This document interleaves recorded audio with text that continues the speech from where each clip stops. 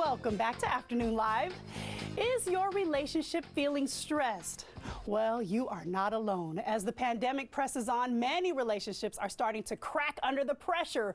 But wait, before you blow your top and perhaps your relationship, we have some helpful advice. We welcome back couples therapist Maegan Megginson. Hey there, Maegan. It's good to see you. Hey, good to see you too. Well, 'tis the season for some COVID breakups or blow-ups at the very least. Totally. What do you think that's about?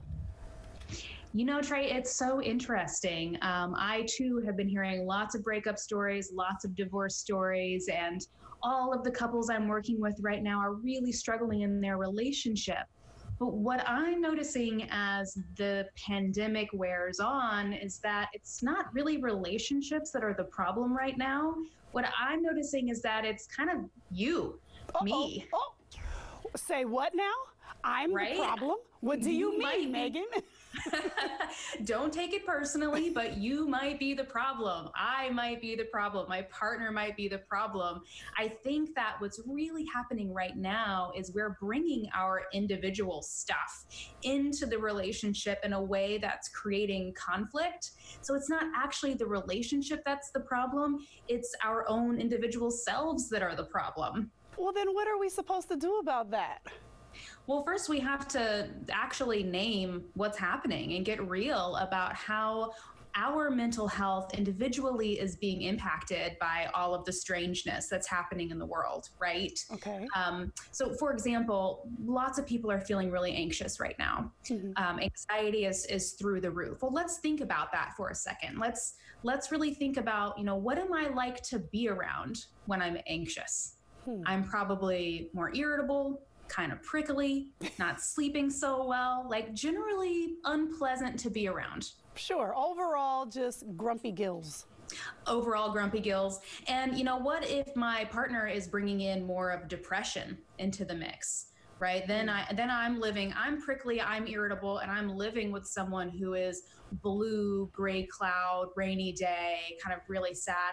Well, those are two moods that, in addition to not being pleasant to be around, it's really hard to have good communication, to feel connected, to feel sexual. So we start fighting, right? We start picking on each other, poking on each other. And then we're like, well, I guess we should get divorced because the relationship isn't going well.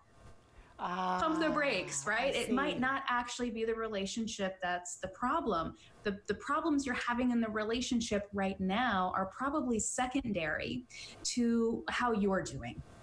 So then, do you then recommend that people seek individual counseling and then couples? Right now, yes. Okay. Yeah. And that's a little bit different because, 6 months ago or a year ago, I would have said, hey, go the couples route first so you can get some support with communication. But I'm just seeing right now that individuals are struggling, and it's such a personal struggle that it might actually be more helpful to see an individual therapist first and get yourself in order so that you can really show up in your relationship in a better way. I mean, I hear what you're saying, Maegan, and it all makes sense. It all sounds really good, right? But then, don't you think that if you're having issues in your relationship, or you think you're having issues in your, right, okay, so you said it's not them, it's us. Okay, wait. But if you think that's what it is, I need some concrete examples. So for example, let's say person A in the relationship is irritable for whatever reason, right? Sure. Maybe because you couldn't get your hair done or the gym is closed. I don't know who person A is. I'm just putting it out there. Anonymous person, just a case study. Just anonymous A. And person B is the type of person who maybe doesn't deal with feelings very well. It's just the type of person who just kind of likes to be happy-go-lucky all the time, and if it's rainbows and butterflies, that's great, but anything other than that, if it's a storm, if there's, rocky road, can't touch it. Don't want anything to do with that. Right. In a relationship, shouldn't person A and person B be able to support one another through whatever is going on? Absolutely. I'm picking up what you're putting down, Trey. Okay, Let's go there. Let's do it. Yeah, definitely. I think it's twofold, right? On the one hand, you need to know. Oh, sorry, person A needs to know what's what's going on, what's going on with them, and what can we do individually to own our stuff, right? I don't want to rely on my partner to meet my needs. I don't want to rely on my partner to pick me up when I'm down. I want to pick myself up.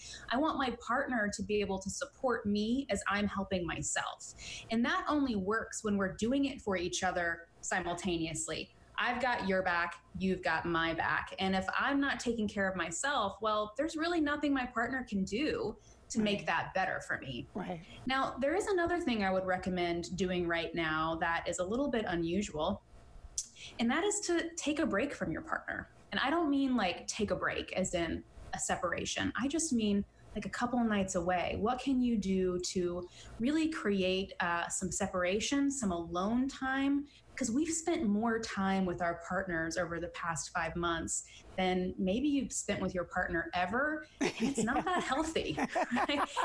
It's not great. So I do think it's this twofold strategy. Take good care of yourself. Of course, if you're still struggling in your relationship, go see a couples therapist, but also give each other some breathing room. Take some space to recharge your own batteries. Yeah, I like that. I like that a lot. Too bad, you have to quarantine for 14 days before you can go to see somebody else and then come back and quarantine some more. There's so much to it. It's complicated, but get creative. But yeah, we can do it. We can do it. And you know what? You're touching on something that's a little different than the old traditional way of looking at relationships, where you're saying that this person no longer like this person completes me. This person is supporting me. I need this person to help me. No, you're saying help yourself, complete yourself, and then join in together for a stronger union. Nobody completes you. And gosh, I feel so sorry for the partners who get that burden placed upon them, right? If you're carrying the burden to complete your partner, how are you supposed to have the energy to do anything else that needs doing? Take care of yourself, take care of the kids. No. We're adults and we are responsible for taking good care of ourselves. Hopefully, though, we're married or partnered with someone who really wants to join us on the journey. So we do feel like we have a partner in crime, but we're not asking each other to be our everything.